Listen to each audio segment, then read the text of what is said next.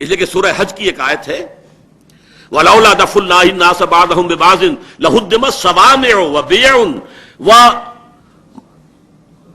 وَصَلَوَاتٌ وَمَسَاجِدُ يُذْكَرُ فِيهَا اسْمُ اللَّهِ كَثِيرًا. صلوات صلوتا کی جمع ہے، یہودیوں کا سینگاگ صلوتا، اور بھی اور یہ جو گرجے ہیں اور خانقاہیں ہیں، صومعے ہیں، تو پہلے ان کا ذکر ہے، پھر ہے وَمَسَاجِدُ يُذْكَرُ فِيهَا اسْمُ اللَّهِ كَثِيرًا، وہ مسجدیں کہ جن میں اللہ کا کثرت کے ساتھ ذکر کیا جاتا ہے، ان کا آخر میں ذکر ہے.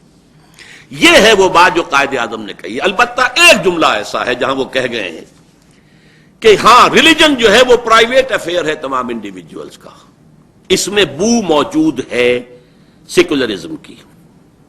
سیکولرزم کا اصول یہی ہے کہ تمام مذاہب ایٹ پار ہیں، ہر فرد کو مذہبی آزادی مکمل ہے.